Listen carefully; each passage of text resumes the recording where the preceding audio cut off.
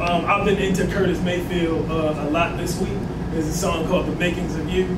I love that song, and so The Makings of BoOTS. I just wanted to make a popular reference to that. You should check that out. So, you'll find in the early parts the intro, and I neglected to say I'll be reading directly as well.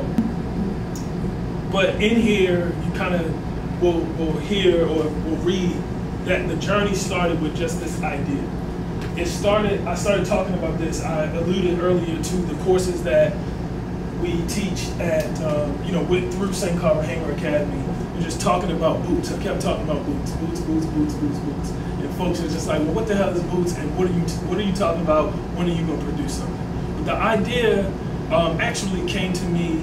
I don't remember what I was doing. It just came to me that it would be dope as someone who studies movement history, as someone who loves black people, who loves black culture, who loves black political thought, and the political approaches to advancing agendas of freedom, and the plethora of ways that it shows up.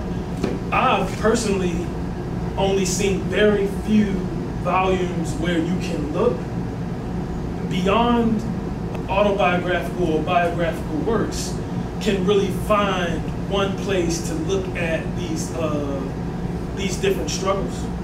And I was like, well, what would it look like to at least start that with just some lessons to kind of think about moving from a framework. And I believe, and I say this here, but I believe that there's a tendency that we learn through academia of studying people, right? Studying people, and sometimes studying organizations. And I don't think that there's nothing wrong with it. There's a utility to that. But I think that there is something different and something magical and pragmatic, actually, about studying movements and moments. Because when we do that, my thought is that we learn about the political, economic, social, and other factors that contribute to a particular movement. And then when you study movements, you understand tactics. And this was really honed in a book. I can't remember what it's called right now, unfortunately.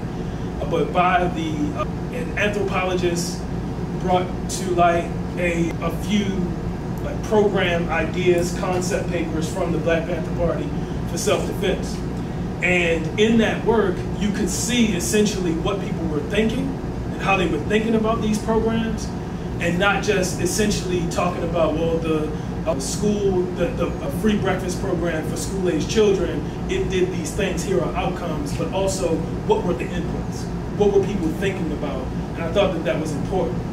And being able to have a place to just kind of study movements, I think that that's important, number one. And number two, I think that those of us who are, especially those who are budding freedom fighters, those who maybe come out of white liberal institutions or are trained by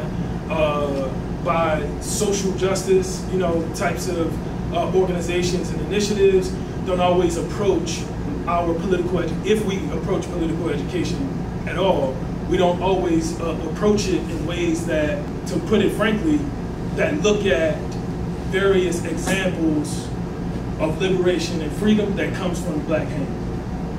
And if it does happen that way, it happens in ways that is whitewashed, put it like that.